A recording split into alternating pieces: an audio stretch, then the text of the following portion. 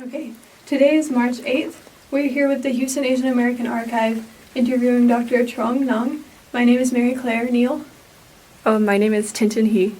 Okay, thank you for coming, Dr. Nang. Will you just start by telling us about the family and community into which you were born?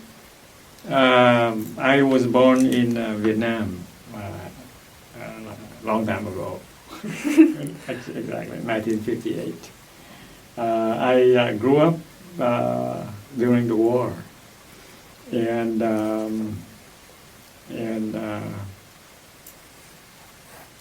when I finished high school, the war ended, and when the war ended, my family was affected severely because my dad was in the Republic of Vietnam, or South Vietnam Army, and so he was put in jail. But they used a very nice name for the jail, a re-education camp, and with no time for releasing. And nobody knows when he will be released. All the officers, all of the Vietnamese army officers were put in the camp, and nobody knows when they will be released. And then my mom and I have a large family. I have 9 siblings, including me, so it's 10 people, 10 children. And my mom had to try to survive and raise us up. But then another bad luck, you can call it bad luck, or deliberate. The communists confiscated all of the properties, the house that we have, and they put it into the zone they call New Economic Zone, which is another nice name for a jungle. And we were put there to do whatever we can to survive. And then by that time in 1975, I was 18 years old. And I'm a grown up. I have to help my mom to take care of the family. So when we go to the jungle, we choose. But luckily, they allow us to choose the place to go to. And so we chose Cà Mau, is the southernmost province. This is the jungle, but it's right at the sea. And so we try, and they allowed us to go there, and then we bought some land and a fishing boat, a small fishing boat. And I learned how to farm the land, and I learned how to fish using the fishing boat, like trip out to the sea, and learn how to navigate the ship. And after 2 years there, we tried, and we escaped. And we escaped, and luckily we made it to Thailand. After 4 days and 3 nights, roughly 5 days and 4 nights, and we made it to Thailand. And from there, we were put into the refugee camp, and then the United Nations High Commissioner for Refugee came, and all sort of things to provide support and screening, and for another country to accept us.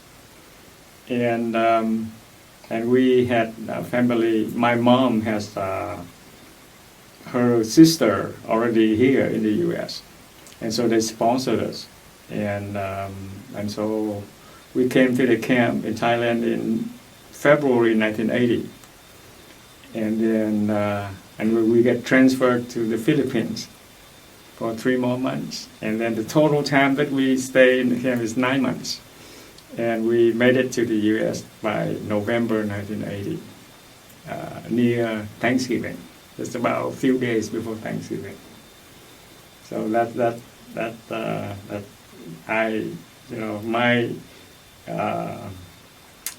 my teenage time was during the war, but we in the city, we are not affected much by the casualty.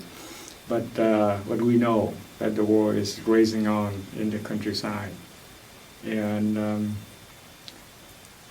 after that,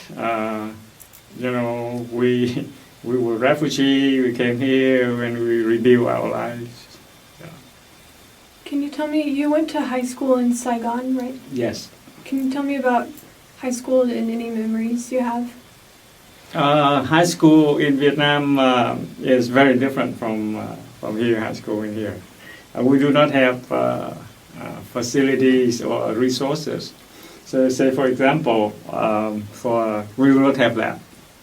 We don't have money to buy lab equipment. So we study chemistry and physics, but we have no labs. This is all theory, and the curriculum is more rigorous than here in the States. High school student, 12th grade, must take calculus 2. Instead of must take calculus 2. And so it is very tough. And it is tougher for the students because the war is going on, and so the draft is on too. So you have to pass the high school exam.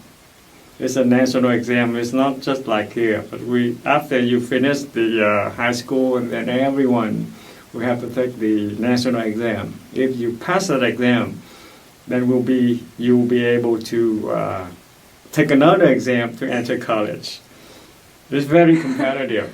And in the high school, if you fail that exam for a male student, you're 18 years old, you get drafted.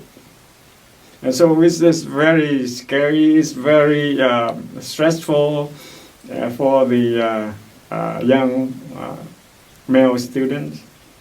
So we don't see that everybody tried so hard to study to pass that exam. And if you don't pass the exam, you have your future is, that's it. You either go to the army or, and there's no other way. And if you pass the exam and then you take another exam to get into the college, and if you pass that, then you can defer. But so the resources is so limited. So university in Vietnam, they don't have, they will only have one university in Saigon, with thousands of students trying to get in. So it's very competitive and very tough. So if you pass the national exam for high school, and it doesn't mean that you can go on to college. Yeah, and if you cannot get to college, and then you got drafted. Yeah. But were there student demonstrations against the draft, and did you know people involved in them? I beg your pardon? Were there student demonstrations or protests against the draft, or did you? No, because we know that the war is going on, and our own survival was threatened. And so even though we don't want to go to the army, but if we have to, then we have to. In the 60s, there were a few demonstrations, protests against the war. But those protests was instigated by left-leaning or communist sympathizers, but not much. Do you have any memories from before high school when you were very young of your family or going to school, your favorite subjects, favorite teachers? When my high school, no, not high school, the kindergarten, we don't have kindergarten. I didn't have kindergarten. Elementary, my school, when I was in my elementary school, was very small. Because my dad was in the army, so when he get stationed at different places, we had to move the whole family with him. and my elementary school is a very small one. Now I just happened to get a picture of that school. Oh, wow, it was so small. Yeah. And it is in Biên Hòa province, which is about 30 kilometers from Saigon. I studied elementary over there, 5th grade, and then 1968. 1968 is the year of the Tet Offense, and our house was destroyed during the fighting. So we moved to Saigon, and I started high school in Saigon. So my memory of the younger years is very limited. Yeah. When you moved to Saigon, were there other families around you doing the same thing alongside your family? Yeah. So were there any family, friends, or people you knew that moved from where you lived to Saigon? No. Okay. So when the offensive happened, so everybody on his own, and so my family can't get to Saigon. Others can, so they have to try to survive in any which way they can find. Did you have a favorite subject in high school? In high school, mathematics is my favorite subject. Yeah, really, I'm a math teacher. I remember in 6th grade, I encountered a problem that fascinated me. It's about a logic problem.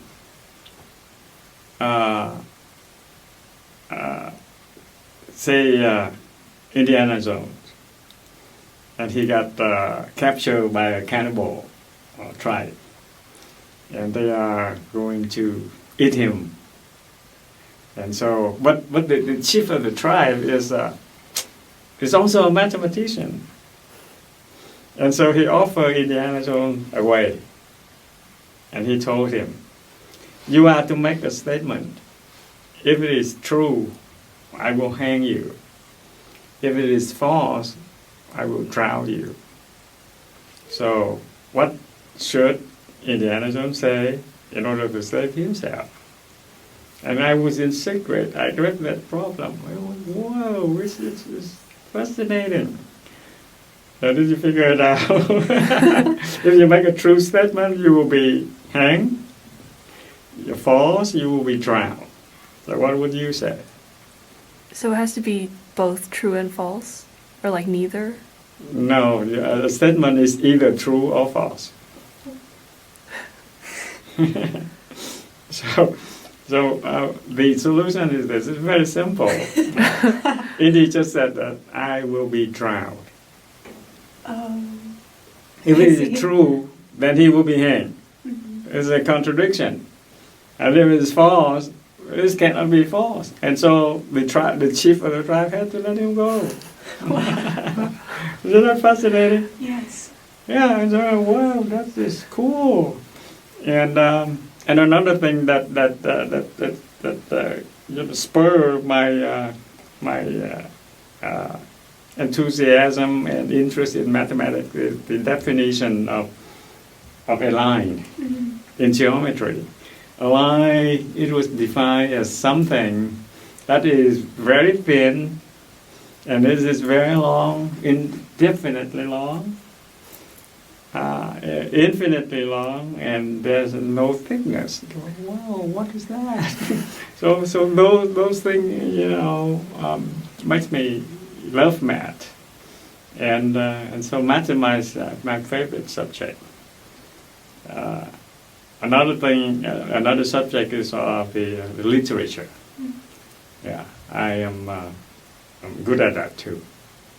Yeah. Did you have any favorite books growing up? Yeah, I've read all sort of books, all sort of things. I don't know how, but I remember I read Tao Te Ching when I was in 9th grade.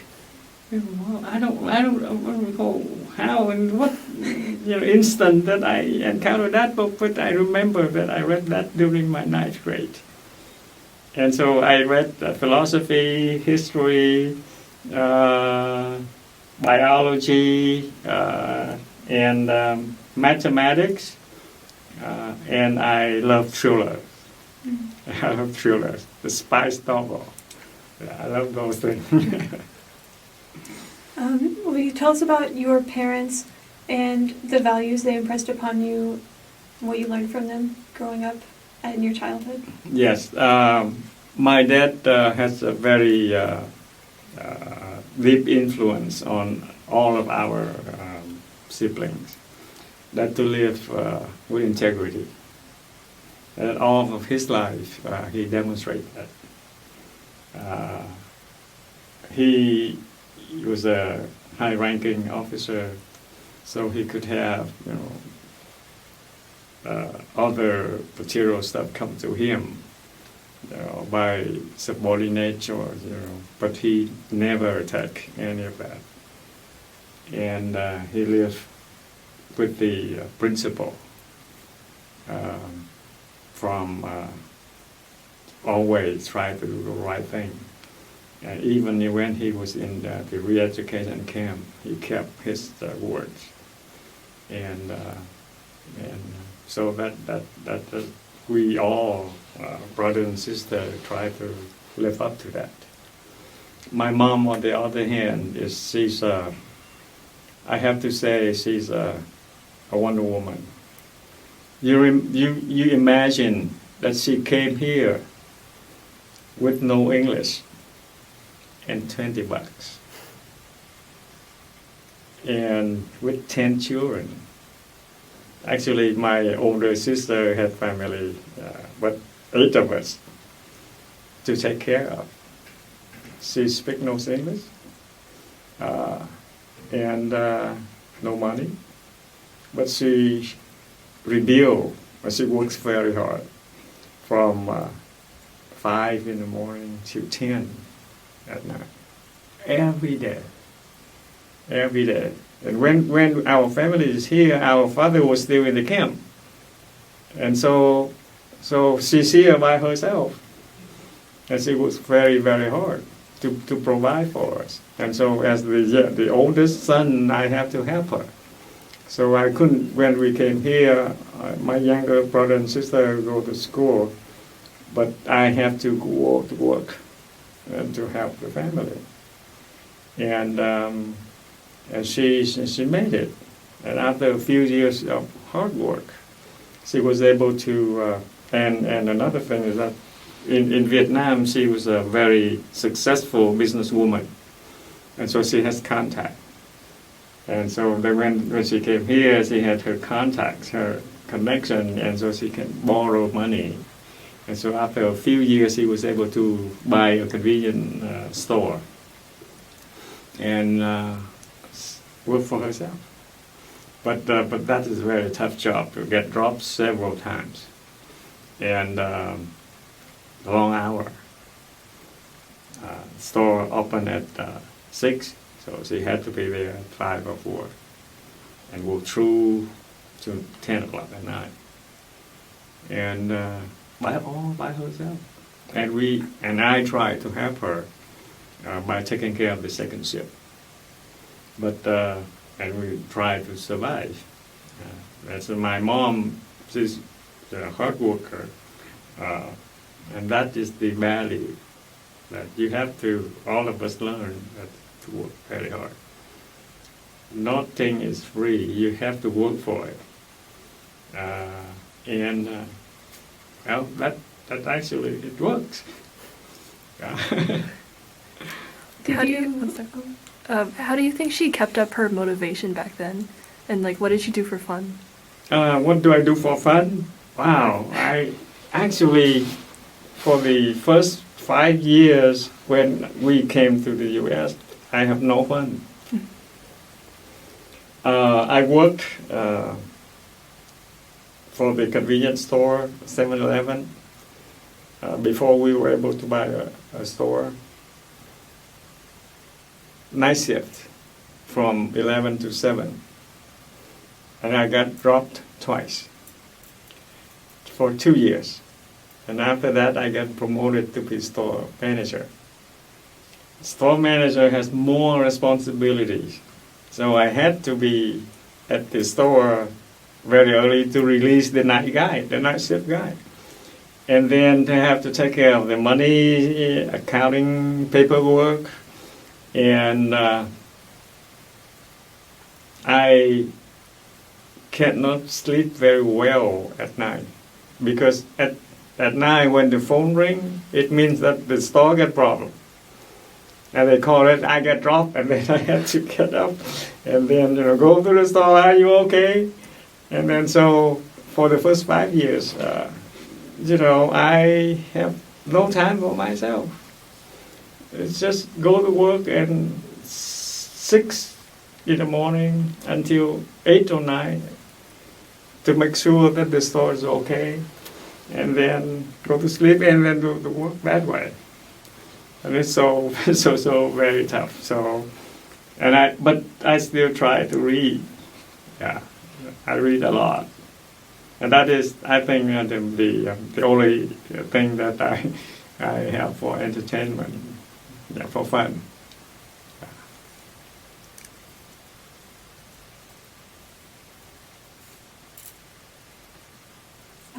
What were your responsibilities as a teenager, being you were the oldest son, right? Mm-hmm. But you had some older sisters? Yes. Okay. So when did you start having responsibilities as an oldest son? How old were you?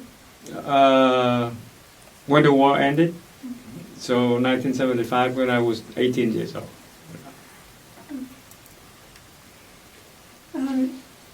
So how did you know, both when you moved to Saigon and then when you were sent to the, what did you call it? Not the jungle, but the nice name for the jungle? New economic zone. New economic zone. How did you understand what was going on? Was everyone talking about it? Did you hear from the news or? Yeah, we try to get the information, the news from outside of the country by listening to VOA, the Voice of America, BBC, and but that is forbidden. So we have to be very carefully to listen to those radios at night, and very tiny little volume. But so we know that people are escaping, people are coming to Thailand, people are encountering pirates on the high sea, people get rejected, and so on and so forth. So we have a glimpse of the outside world. But in the country, the communists control everything, and you don't know anything. Actually, whatever they you know is what they let you know.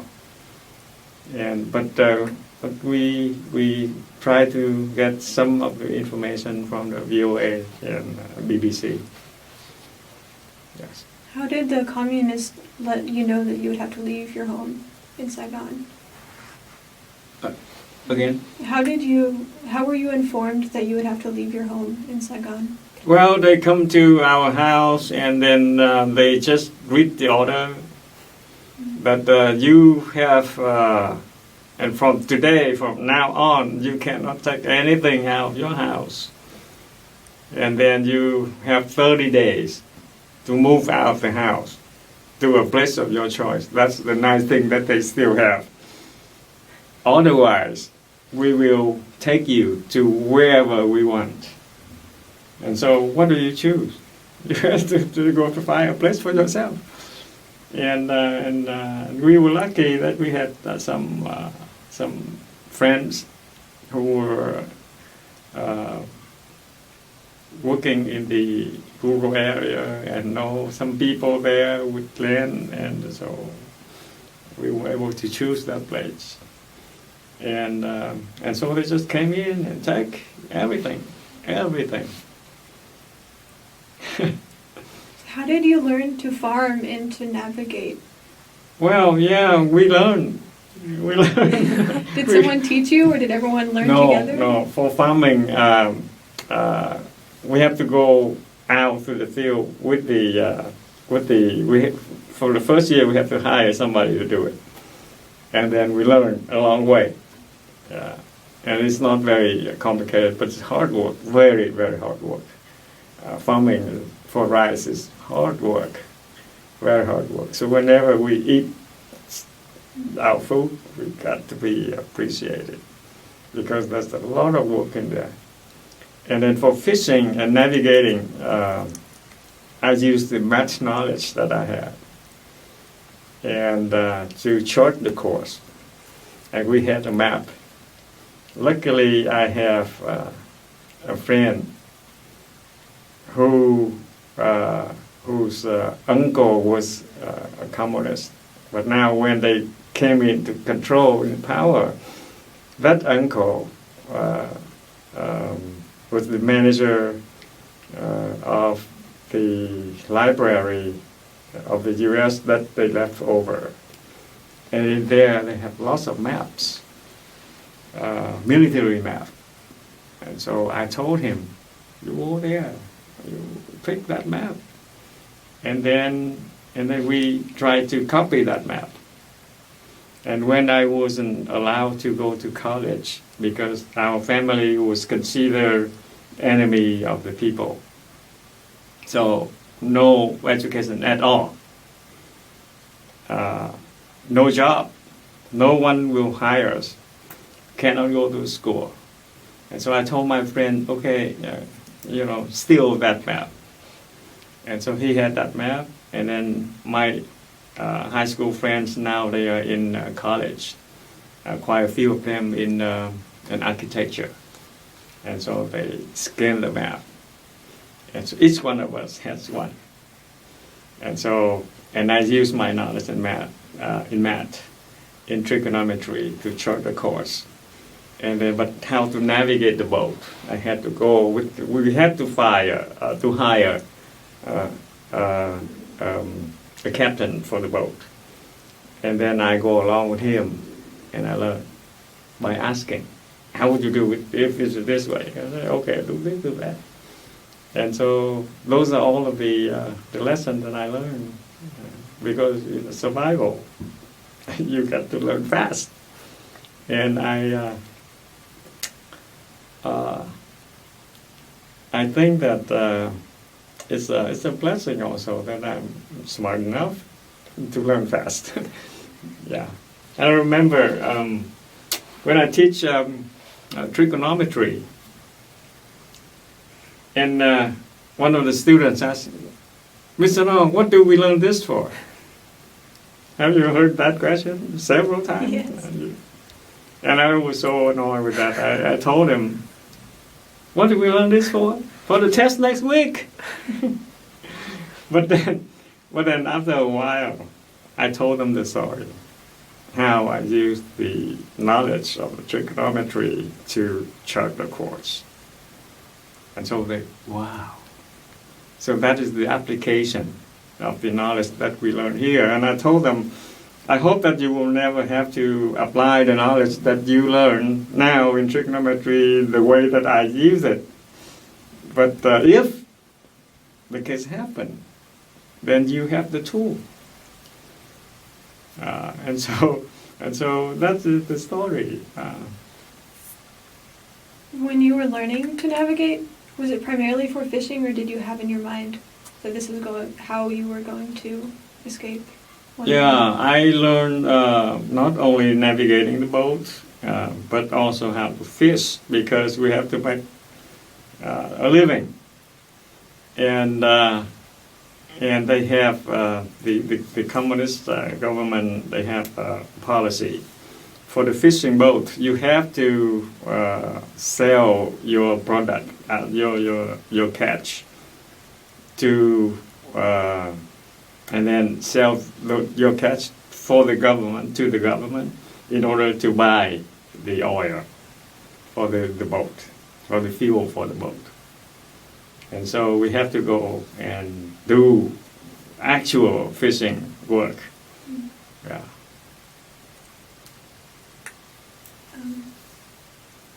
So when did you decide that you were going to escape? Well, when they confiscated our house, and we know that the only way that we have to do is to escape, because all of the kids cannot go to school. I don't have any job. Nobody allowed to hire us any, And then the government control everything. They control everything. No private company.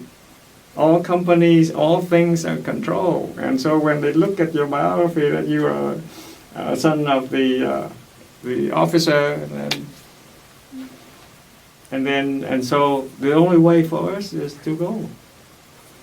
And so it takes a long time, 2 years and a lot of hardship.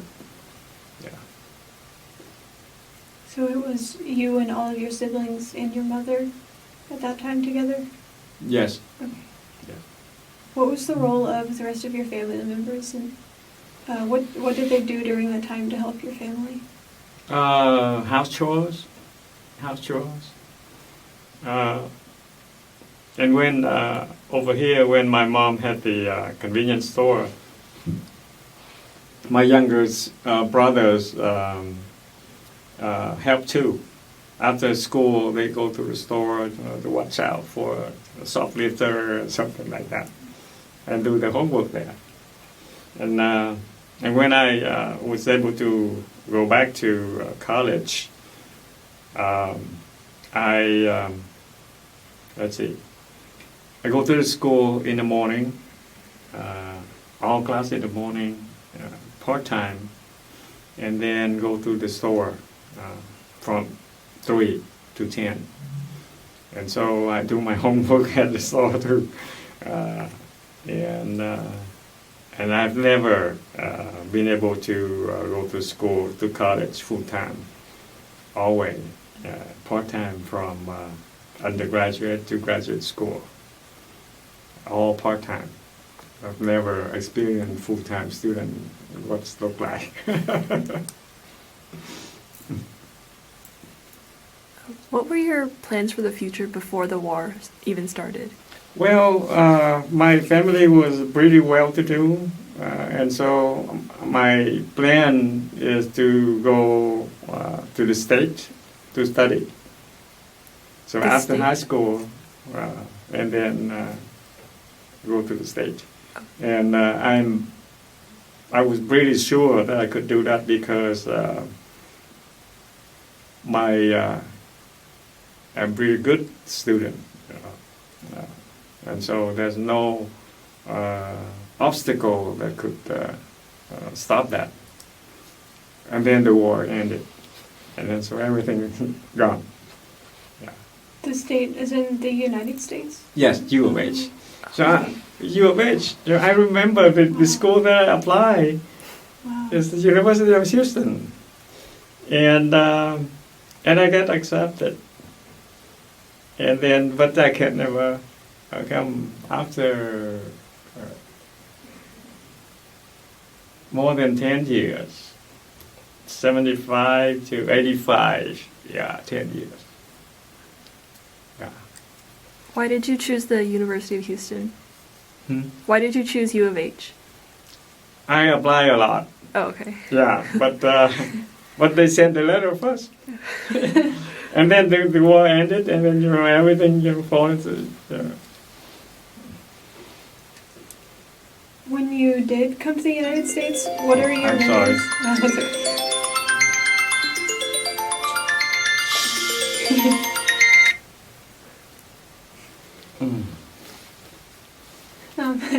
What are your memories of the journey from the jungle to the United States eventually? You mentioned it was many steps from Thailand to the Philippines and finally to the United States. What are your memories of that trip? Well, the camp in Thailand at that time was a very, very large camp, about 35,000 people in a very small area, and we were we had very limited supply of food supply. The food supply is from the UN, and the camp in Thailand was so crowded, and all the camp in the Southeast Asia, Malaysia, Indonesia, the same. But the camp in the Philippines is run by the U.S. and it is called the Refugee Processing Center. And in order for the refugee to come to the U.S., they have to pass through the processing center in order to learn the American way of life and to prepare them for the new life. And so the camp in the Philippines is very, very well organized, and the refugees were well fed and pretty, well housing. Instead of living in a tent, we have housing for each family, and so it's well run. So the experience that we have during the time in the camps, the best one is in the Philippines. Yeah. When you came to the United States, what was your first memory and where did you first land? First memory, cold. Cold. It was November, and from the Philippines to the state, we stopped at Alaska for refueling. And when they opened the door, wow, it's we were freezing, and then we arrived in San Francisco, and we were not. We didn't have any cold weather, and so again, UN provided us with the cold weather, the coat, the jackets. But I don't know, probably because it was suddenly changed in weather, we couldn't adapt that quick, so we were so cold. But the people there, I saw that they just wearing so what? But we wear big bulky jacket, and then in San Francisco we stayed there for a night because the flight from the Philippines come to the state will stop at San Francisco, and then each family will go to their final destination, and so they dropped us, and then the next day we flew to North Carolina, Charlotte, North Carolina, and it was cold there. It was cold, and then that was the first time that we saw snow. Yeah, that was the first time that I saw snow. Yeah. Did you like it? Yes, yes. But I can stand cold weather. How old were your siblings at this time? Were they young enough to throw snowballs and play in it? Yeah. Actually, I had two younger sisters and two younger brothers. They all went to high school here. Yeah. I just want to go back to the Philippines Refugee Education Center, right? So what did you learn there, and did it actually help you in America? Well, my English was pretty good, and so when I came to the camp, I was drafted to be the interpreter. Mm-hmm. And so I worked with the U.S. delegation, with the people working, and so I learned the culture, the American culture, how to people interact with each other, the way that they talk, and so I learned very quick with the colleagues when I interpret for them. And I remember there was one guy, he speaks Vietnamese too, and he was very proud of his Vietnamese. And so when the a family came in for interview, and I asked him, "Do you need me to help?" He said, "No, I can." And then he speak Vietnamese to them, and they don't understand. So this was an American man? Because they are Vietnamese, but they're from the north. They're very near to the and at that time Vietnam and China had conflict, and so Vietnam expelled the ethnic Chinese from Vietnam too, and so lots of them escaped to Hong Kong, and so they don't speak Vietnamese very well, and then that guy, he cannot speak, very well Vietnamese pronunciation, so both sides they understand each other. So now I had to come in, and I told him, let me do it. I remember his name is John. So was he American? Yeah, Okay. yeah, I think it is CIA.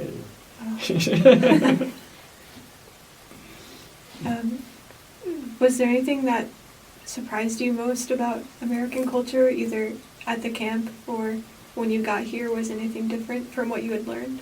No. That's kind of expected. Okay. Yes. So how did you move from Oh, North that's Carolina? one thing. Yeah, one thing that the difference is the culture. Mhm. For we Vietnamese, we don't say greeting to stranger we don't know. So we just go on past. But here, when you see anyone, even stranger to you, but working, and then you say hi, right? Say hi, say bye. And I was not used to that. So I don't know about you. So say what? And so when I work in the store, I never greet my customers. And so the supervisor said, you have to greet them. You have to say hi. How are you? So I got to learn that too, because in the beginning I couldn't do that. I don't understand that. Yeah. So that was the one of the interesting behavior that. That is interesting, and I feel like there's a difference too between at a business or in a restaurant where people say hi because they're working, and then on the street and people just say hi to any stranger walking by. 'Cause some towns are different. In America, some big cities, no one ever says hi, but a lot of smaller towns, Mm-hmm. you always Yeah, do. smaller town is more friendly. So how did you eventually move to Houston? So we came in late in 1980, and so we stay in Charlotte for about 6 or 8 months. I don't remember correctly, but I started working in Charlotte, North Carolina, with a manufacturer making oil filter, but for big oil filters, as big as this one, for an oil drum. And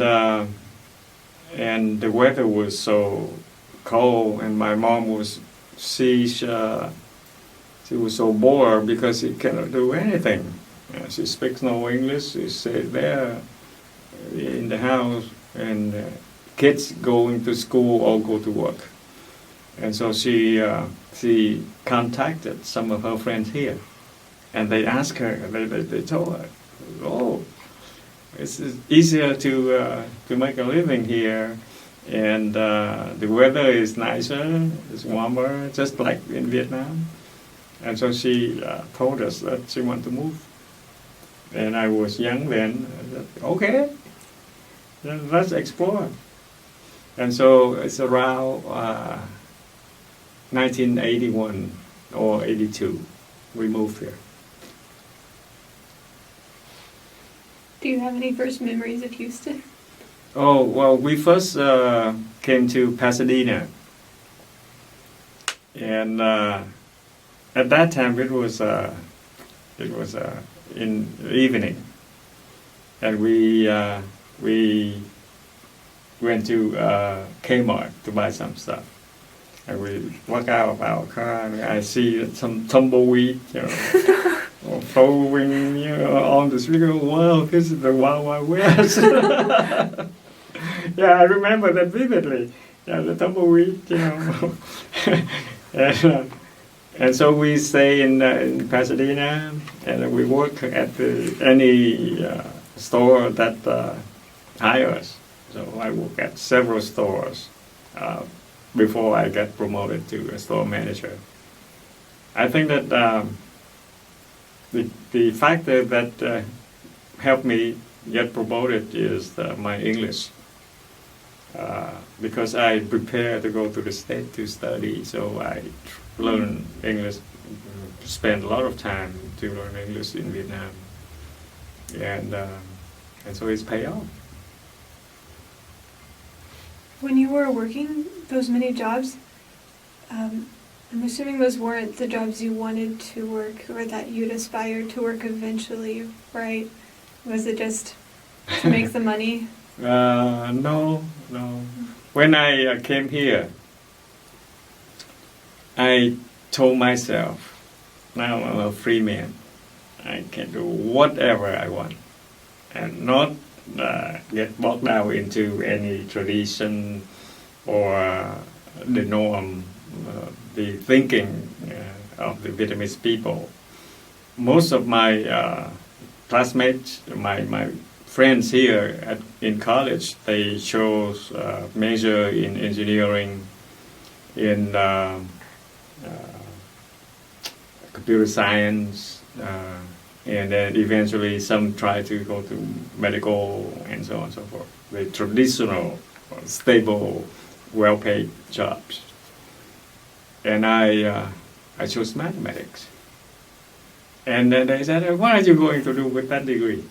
This is my problem. This is not your business. That's my business. And then I got my math degree with minor in political science, and then I go teach. Yeah. Had you always wanted to teach? No, it happened. I had. My aspiration is to help liberate my country, and I go to college to study in order to get a degree to prove that I am able to do it. But actually, I don't care much about the material world, and if is there any chance that help me to go back and liberate, to bring democracy to Vietnam, then I will go, like that. And then, things happen. I met my wife. And then when we about to get married, and then she said that you have to have a stable job. Otherwise, my mom won't approve. And so I worked at odd jobs. I said, okay. And then I looked around, and then HSD have opening at that time. So I went to, and they need math teachers real bad. And so when they learned that I have a math degree, and then they so happy to help me, yeah. And it was quite. And then I find out that teaching is also one of my calling. Yeah. How did you meet your wife? We were pretty active in our community because here the Vietnamese youth also have problems and kind of get lost between the two cultures. So we try to bridge that gap.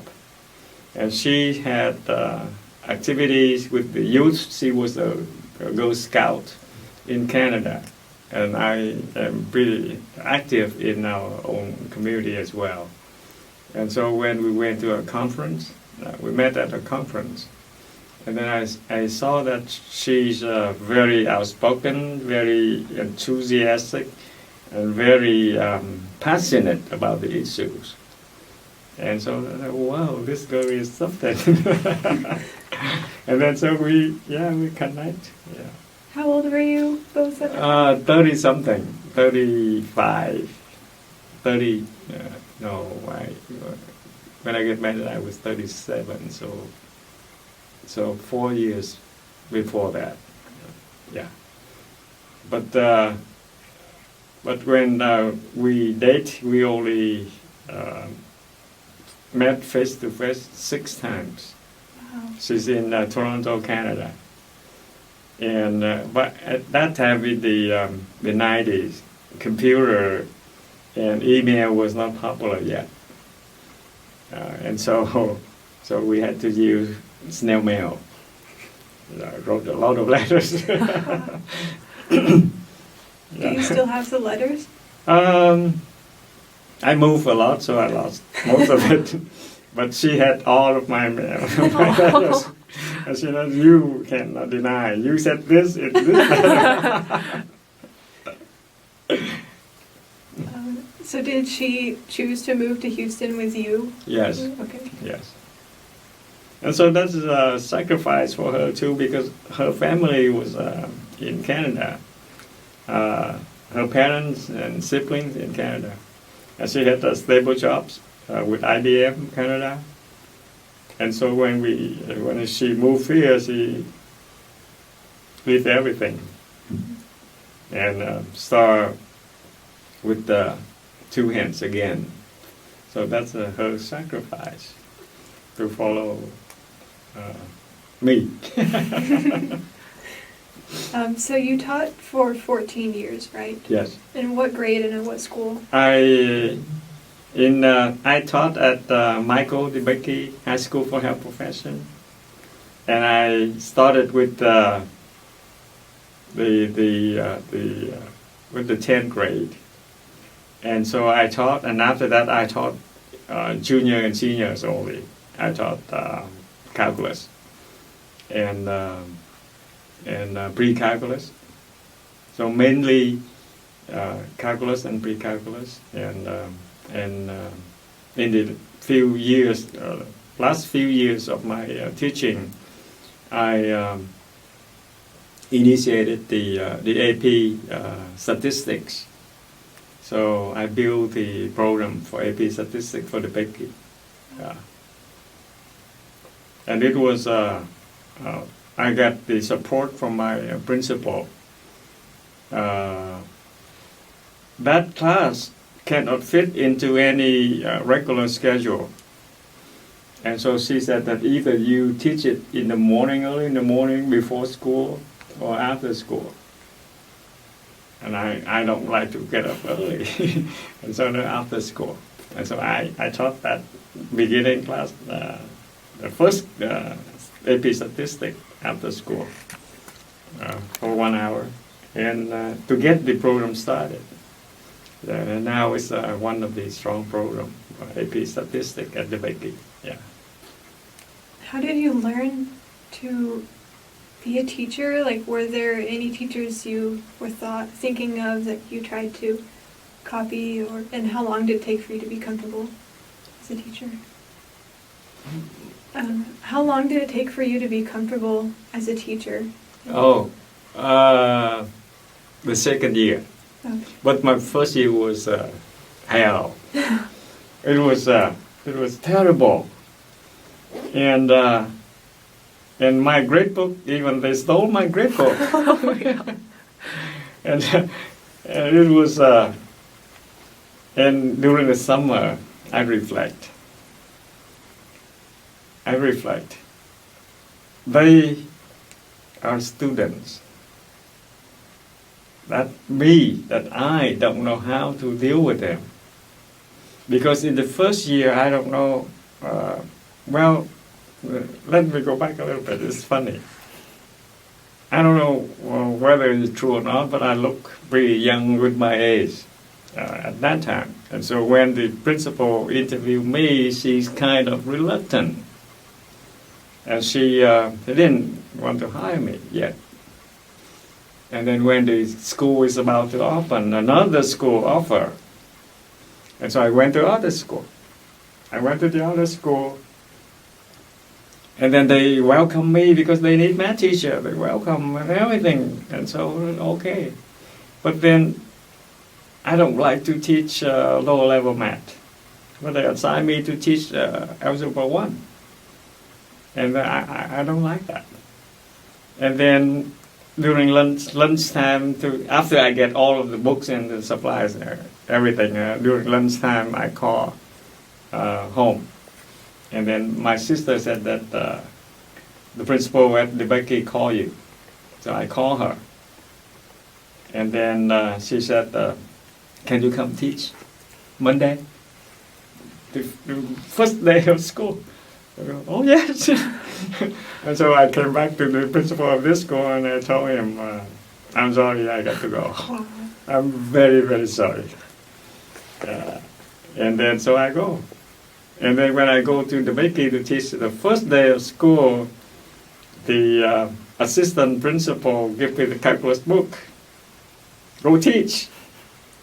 I didn't know anything about the bell schedule. I don't know. And the bells, there's two kind of bells ring for lunch, the first lunch and the second lunch.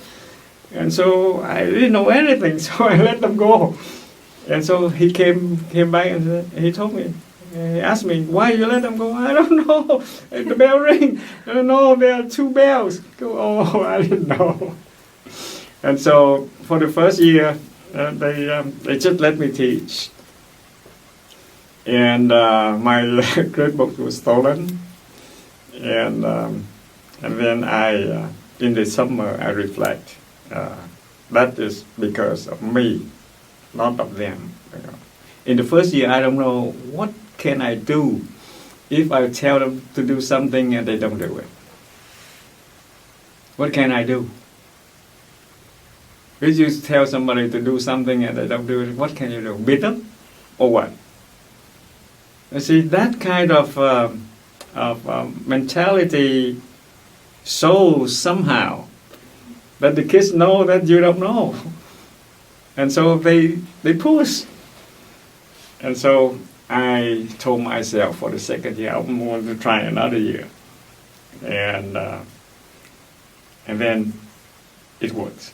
Because the first thing that in teaching and any group meeting, group gathering, the first thing to do is to set the ground rule. Regardless what situation, what circumstances. For group gathering, you must have ground rule. And then if you're in charge, you have to enforce immediately. Later on, you can relax, but any infraction, enforce it, so that everybody knows that you mean business. And so my second year, I applied that, even though I learned that in pedagogic theory already, but I didn't apply it. And so it happened that way. And so the second year, I go in, I take control, I establish my position, and everything's fine from there on. And they know that I mean business. First, I'm competent, I'm good. Second, I care. And third, don't mess with me. And so kids fall into place, and they love to have me as their math teacher. Yeah. Did you notice any change in the school system over those 14 years? The education system in America? Nothing changed. Okay. Sadly, nothing changed. What do you wish had changed?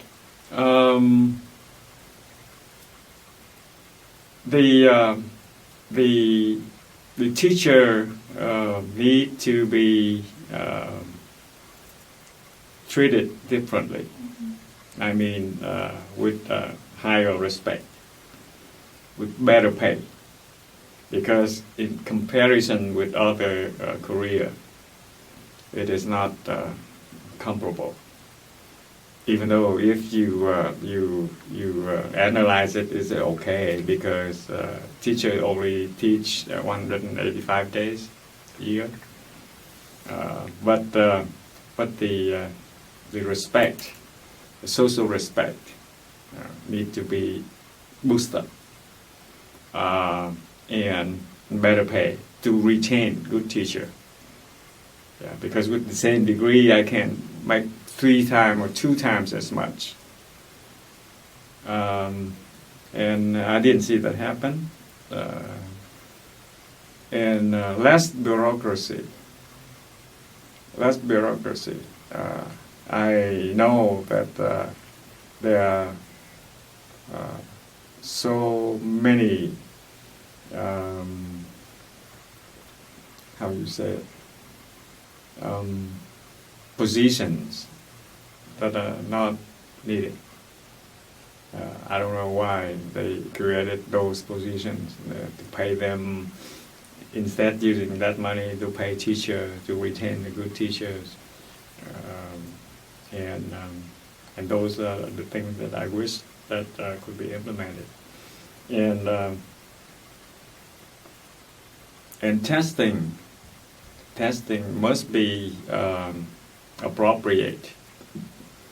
It is not only the tool to measure the learning.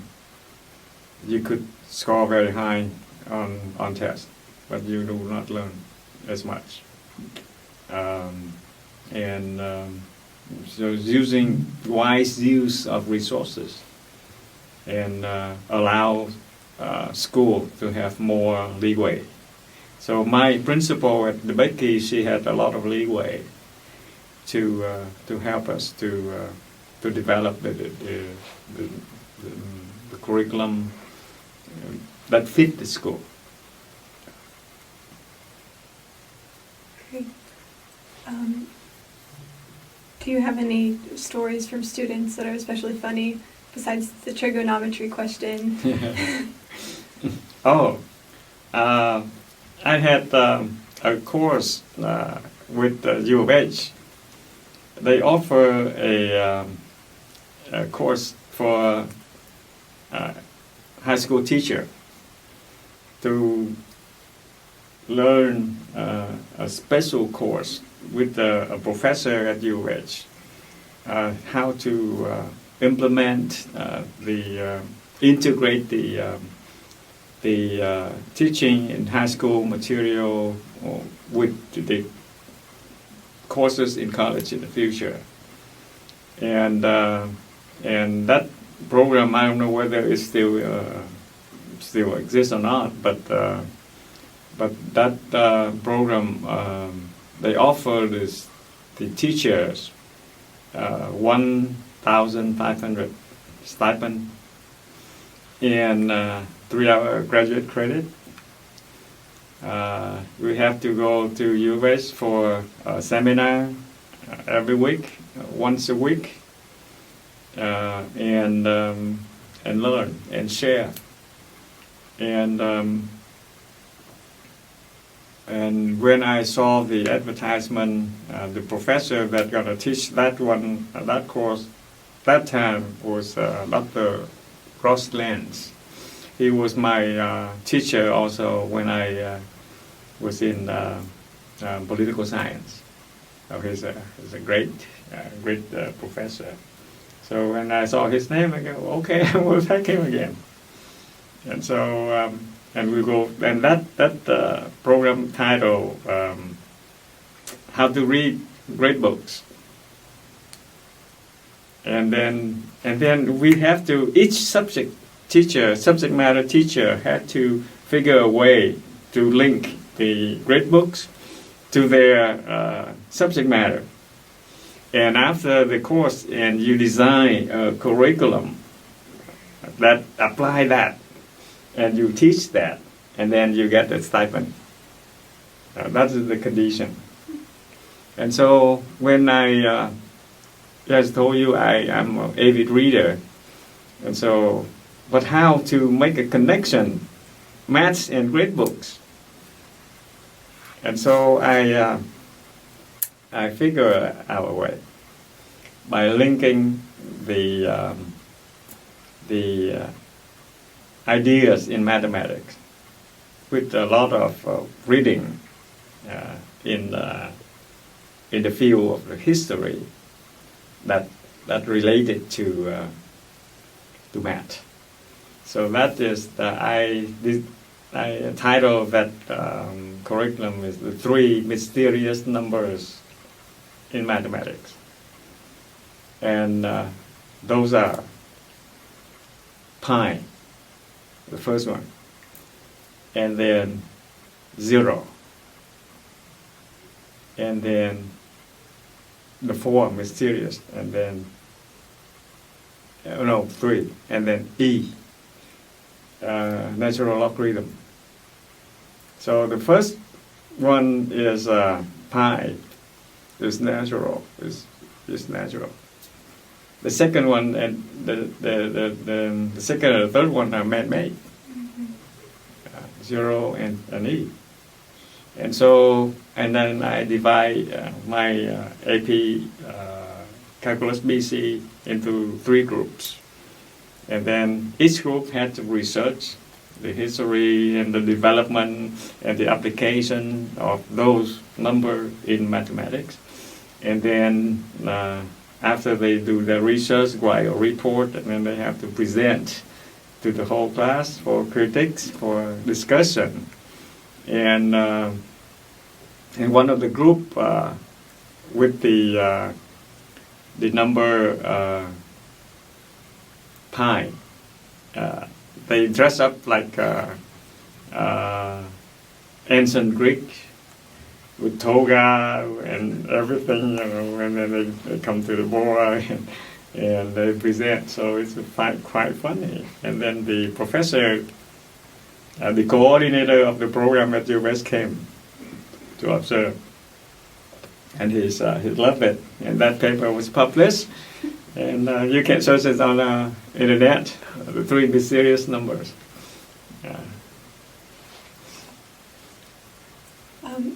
So after your teaching is when you started your nonprofit, right? So how long had you been planning to start that nonprofit, and what finally led you to Well, decide it's time to start? yeah, it's a kind of a sudden change in career and a great leap of faith.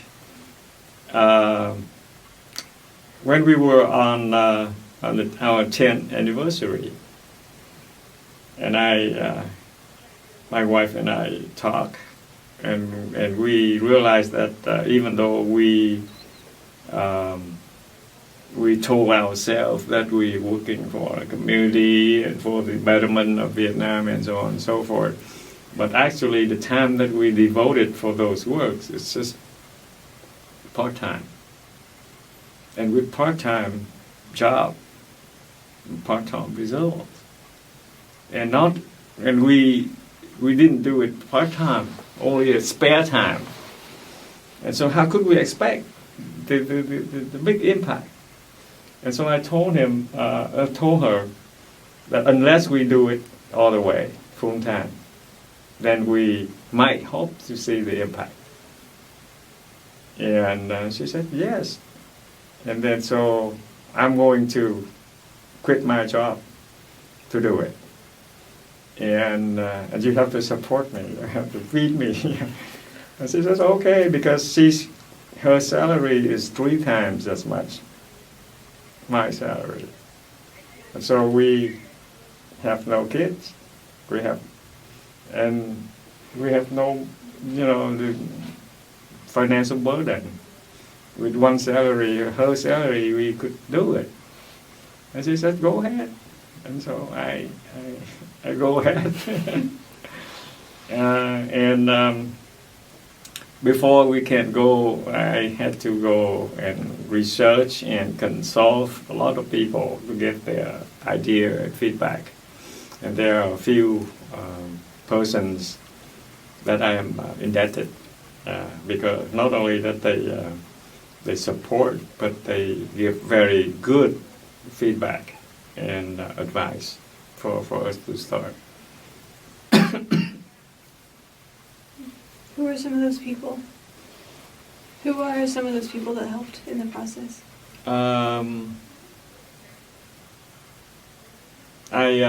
For the ideas, I get the critics from from Dr. Vu Pham in California. He's a professor at UCI. He's also a coach and a life coach and trainer, professional trainer for big companies like. So his firm is kind of like Dale Carnegie. So he provides training for other big companies' employees, and so he knows what pitfall, what to expect, and then so he gave a lot of good feedback for me. And also I know nothing about website, but I think that the future, we started it in 2005, belong to the internet. So online is the tool that we have to utilize. But I know nothing about website, so I had a friend. He agreed to be my CIO, and he developed the website, and then along the way I had to learn HTML as well, programming, and so for the idea and the curriculum, this is my expertise. Technical, I had a friend to help, and one that we need very important is the financial. So we had to do fundraising every year, and we rent an office. My wife told me that, why can't you set up a home office? I told her, no, home office, I won't work well with home office. You know, after working, I can go down to the kitchen, eat something, and go to the sofa, play some guitar. No, it is not serious. It's not serious. So I have to have a place. So I force myself into the working mode, and so we rent an office, and I work there by myself, surrounded by books. In the first 2 years, I developed curriculum, and I had to go to seek and recruit. So we go around the country to find, and the criteria for my recruit is this: they must be able to, they must have the ability and the knowledge of both languages, Vietnamese and American. They have to have time. They are not constrained by working. And so the retiree, and then they have vast knowledge of history and culture and language skill to help develop. And those are the scholars that in retiring age now. And so I have to go find them and ask them to join. So I met with former professors in Vietnam, University of Vietnam, and they agreed to help, and now they are retired, and they're still young. If I wait 10 more years, and they cannot do it because they're too old. And so I told my wife, we have to take this opportunity, because if we wait, because when I stop teaching, I still have 10 years to be fully retired with benefits. So if I wait 10 years to start, and then the one that I want to recruit, they cannot do it anymore. They're too old. When I tap them now, and then they're still young enough and energy enough to work. If I wait, and then we will waste the whole knowledge and skills. And so we have to wait. Which one is for us, for the betterment of myself, to be able to live comfortably with retirement, or go now and then do not have the full benefit of retiring. And so we chose the first one, go now. And so we recruited quite a few big big professors to help us. And so go around and recruiting and writing curriculum, developing, designing curriculum, and I am surrounded by books, and so people visit the office ask, don't you feel lonely working alone? And I told them, no, I am not alone. I am surrounded by great men. Hobbes, Locke, Aristotle, Plato. I'm not alone. Around me, there's people here. They talk to me all the time. So a big part of the nonprofit is translating those works into Yes. Vietnamese, right? Yeah. That sounds really challenging. Are there any challenges of getting some ideas lost in translation? Yeah, and that is our goal. One of the goals is to translate the great books into Vietnamese, because Vietnam never had any kind of works translated into Vietnamese. Never. We might know about Plato, Aristotle, Hobbes, Mill, Locke, but for the entire work, we do not have. We only have excerpts, and that is not enough for studying for. And so my goal and my dream is to translate as many as possible the great works into Vietnamese. And I am very proud to say that we finished all Plato's work into Vietnamese, all Plato dialogues into Vietnamese. This is the first time ever in the Vietnamese history that we have that work. And I myself translated the Politics by Aristotle and the second treatise of government by John Locke. I'm working on another book by Immanuel Kant on education.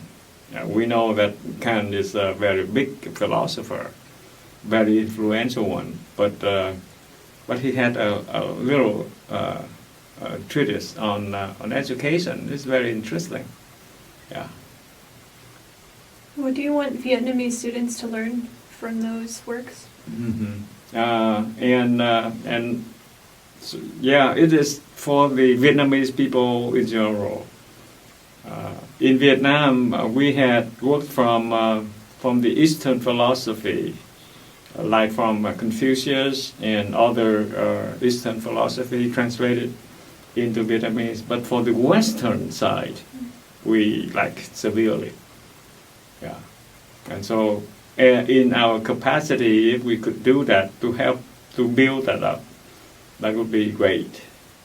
And I got that idea when I learned of another great man, a Japanese man. His name is Fukuzawa.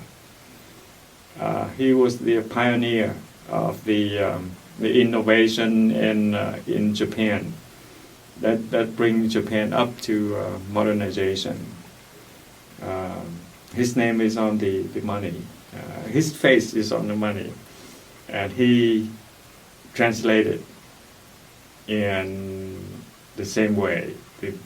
So, On Liberty by Mill was translated into Japanese, and all the works, red works, already translated into Japanese.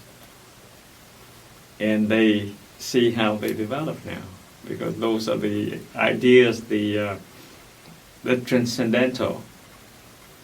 It does not belong to any culture or any country anymore. They are the treasure of the world. And if we can bring that to our country, we will enrich our country. Just like the social contract. There are about 10 different translations into English. It was the French word by Rousseau.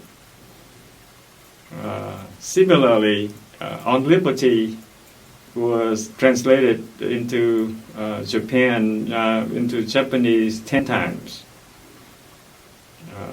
So each new generation see that something can be improved, and they undertake that.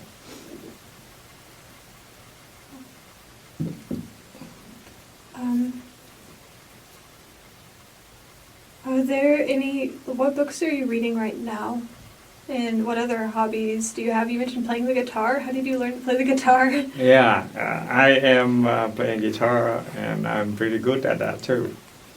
But all by myself. I self-learn. But I play pretty well. I mean, I play classical music, classical guitar, and I play very well. It did, but I didn't have any formal training. I first picked up the guitar when I was in 9th grade. And then I learned how to strum the chords, because one of my cousins at that time was stay with us to go to school. And his dad sent him to learn guitar. But my family, my dad is stationed away, and my mom didn't care much about music learning. And so I didn't have a chance to go to learn formally. And so I picked up from him. And so I asked him, how do you do this? How do you do that? And then he showed me. And and I picked up that strumming. And then in about 10th grade, I met an uncle who played a piece of classical music, classical guitar. And I was fascinated. Wow, that is that kind of music that I want to play. But I still have no real means to go for formal training. So I pick up myself. And then fortunately in my class, I have other friends who had formal training at the National Conservatory. And so I go to them and ask them, how do you do this? And then they taught me. And so I pick up all of those, and then I think that you need to grasp the principle and the basic. And after that, you can figure out. And then I bought the book, and then I learned from books and from friends. Do you play for your wife or your family Yes, or yourself? and not only that I play, I compose too. Oh. Yeah, I wrote about 10 songs. Yeah. But I didn't. I'm so busy. I didn't have time to compose music anymore. When in your mind you have blocks and build, and so I don't have much time for that hobby anymore. Have you published your songs anywhere? Not yet, only around among friends. Yeah. So who are your closest friends and family that you would share your compositions with if you started playing again? Actually, I had a few friends that close when I get something done, artistically, and I show them, yeah, and ask them critic as well. Yeah.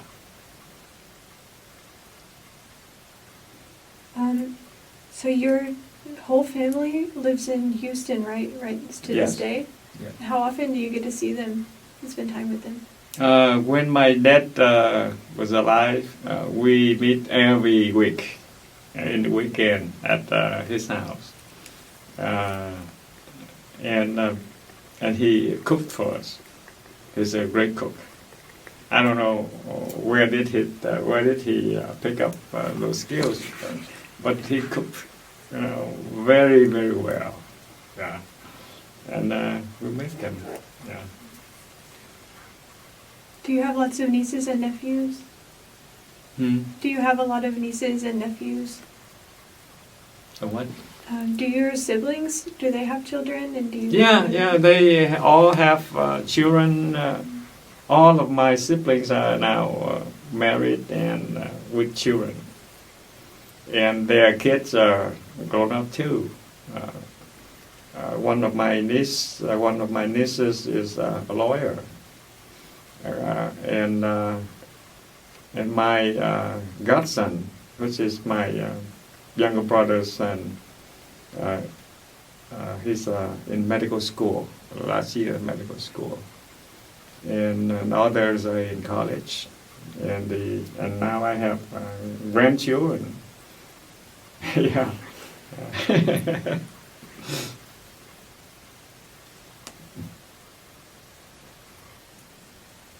Okay, what are, you've mentioned some of your hopes for the future of Vietnam. Do you have any more hopes for both your own life and for the future of Vietnamese Americans or America in general? Yeah, when I do the work for the Vietnamese youth in Vietnam, I saw that there's a need here too for the Vietnamese American youth here. And not only for the Vietnamese American, as an educator, I see that there's a need for Americans in general to be better off. There are a lot of things that we can pass on to them and help them develop, like life skills. You won't learn that in school. They don't teach you that in school. How do you set goal? How do you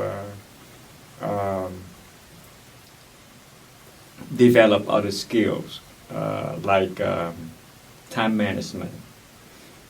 In order to be successful, what else do you need? Not only that you get a degree, that is not enough. You need to have other skills as well. But nobody teaching that formally, and school didn't teach them at all. And so I think that a lot of things that I could do here in this country as well as in parallel to the people in Vietnam, because with online, it's easy for them to access. Yeah. And I believe that when the people are equipped with the ideas and open-minded enough to absorb new things with discernment, then they can bring themselves up and out of any slump. And the mind is very important. That is the thing that determines everything else. And if there's a saying that I'm very fond of by Dr. Dyer, if you change the way you look at things, the things you look at change, right? So that is the key word. That is the thing that the kids now need to realize, and don't get bogged down or lament that I'm badly treated, but if you even in the dire situation, if you change the way you look at things, the thing you look at change, and you can find a way out of or higher of that situation. But those skills need to be learned, and somebody had to teach them. And with the programs that we design, I think that we can do that in either way. And another thing is the civic education. Civic education is something very important, because if we don't know our rights and our duty to the society, and then it will lead to the what? The apathy. Just let it go. It's not my problem. And then what will happen? That society, that country will go down. This is a very simple observation. After you make the flower bed, and for a week you don't care about it, what would you see? Weeds gonna grow up, right? So it needs to have to be taken care of. Same here in the wider society. And then if you don't take it as your responsibility, who will? So each one of us had to. So those are the civic education that I need to instill, especially for the people in Vietnam, because they have no concept, no idea what citizenship means. They live under the totalitarian dictatorship regime. They don't know, because they used to be told. They get used to be told. And the country belongs to the party and not to them. But actually what? Our country here belongs to us too. That's why in the Constitution, we, the people, and not we, the states. See? Even though the name is the United States, but we, the people, make the difference. That's the key. And so it is relevant for for the program to be taught here and in Vietnam. And using the online platform, it is doable. Yeah. And some may ask, how about the effectiveness, the impact that you have, that your work will bring? I will tell them a parable of a sower and a reaper. So a sower goes to the field and plant the seed. Some of the seed fall down, and then the birds get it. Some go to the land, and then the land, the not very fertile land, so it grows and then it dies, and so on. But eventually, when he found some good land, he planted the seed, and the good land provide 30%, 60%, and 100%. And so you will never know. But even the good land, some will produce only 30, some will produce 60, some will produce 100. But the key word is what? You got to do. And it will. It will. So the moral of the story is, if we don't do it, and then we never expect to have anything. And another saying that I use as my motto by President Theodore Roosevelt. He said, do whatever you can with what you have right now. So whatever you can with whatever you have. You don't wait until you have all of the things, and do it now. So that's the motivation, the work. and we can do it. And to play the good role of a citizen is to participate, is to take care, is to take out the weed, and be a responsible citizen in order to maintain our society right here. Even right here, and not in Vietnam. Vietnam is a big, tremendous, humongous problem. But even in a developed country like our country here in the U.S., we need to care. If you don't care, somebody will do whatever they want. So go vote. What do you think about having experienced being a refugee and then knowing about refugee crises going on now? How do you think the United States is treating refugees, and how has that changed at all since you experienced it? Yeah, I can relate to that with being a refugee, with the situation of refugee right now.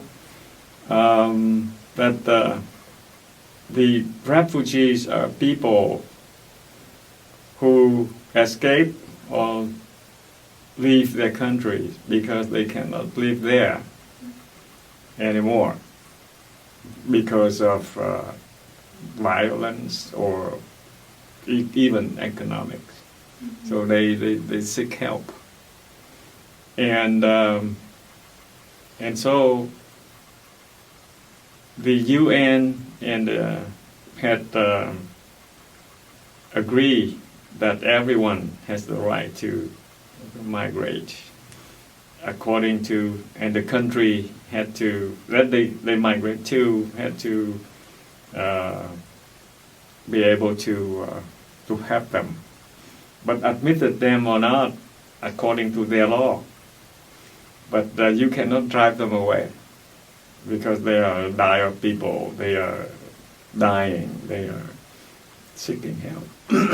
So the refugee in the Middle East, in Syria, and in other countries in the Middle East, I see that they have the same plight as the Vietnamese people before, and they deserve.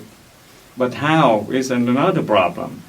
In Europe now, Germany received a lot of the Middle East refugees, and other countries, France and England as well. And of course, when you open the door, then all sort of people come in, and then all sort of problem will happen. But that's expected because human being. And so I am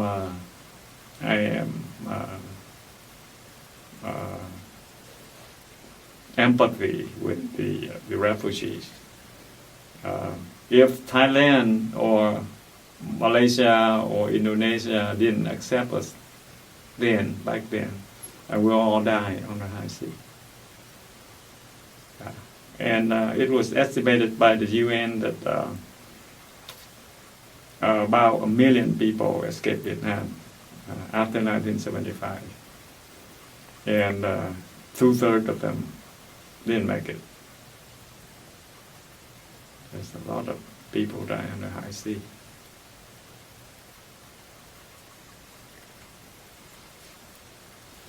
Did you practice a religion growing up, and do you and your wife practice a religion?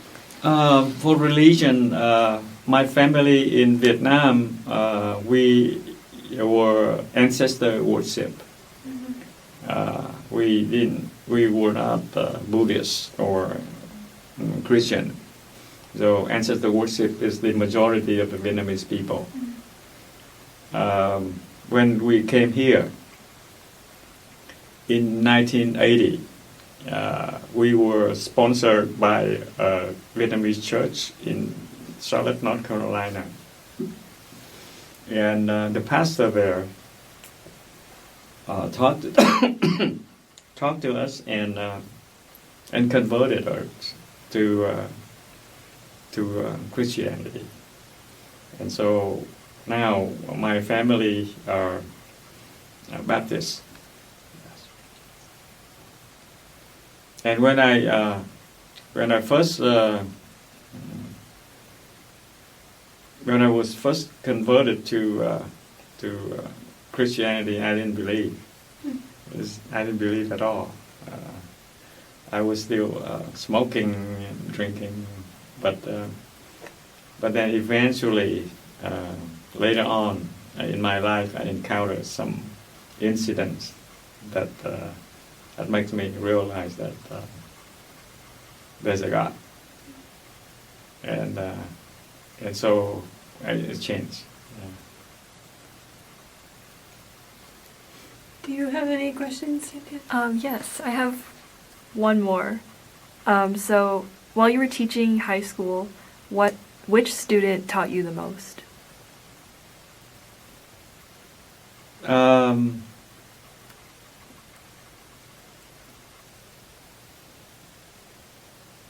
Human relation. And the lesson I draw from that is that if you care, then your student know it.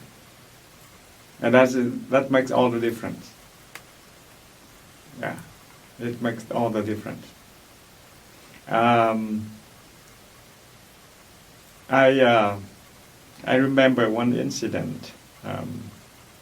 I had a twin student, two sisters. They look exactly alike, but they were so they study. It seems that they don't study. They are failing, and I call their parents. And then instead of getting their parents, I got a grandma. And the grandma told me that their mom ran away because it's a single mom, and she ran away. And the grandma said that, and now I have to raise those two girls. And so I know their family situation. So I changed the way that I see them. And then I talk to them. And then I motivate them. And then I tutor them. And so they eventually graduate high school. And then they go to nursing school and became nurse. And they came back to high school and they hug me. Oh, wow. Yeah. So caring is more important than, but so to be a successful teacher, to me, I think, you must be competent, you must be master of your subject, and then you have to care. And if you have those two qualities, you will be a successful teacher. Yeah.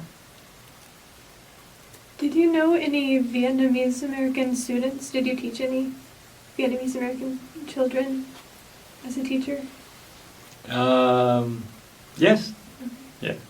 And it's also kind of funny. One of my high school students a few years back came back to teach at the same school. Did they have any connection with you, do you think, because you were both Vietnamese American, or was it kind of the same with each student? I don't know. Okay. Mm. All right, I think I'm done with questions if Tintin doesn't have any more. Yeah. But is there anything else you'd like to say to whoever might listen to this in the years? Well, open-minded. Yes. I agree. It's a great lesson. Thank you so much for sharing everything with us today. You're welcome. I enjoy talking to you too. Thank you. Thank you.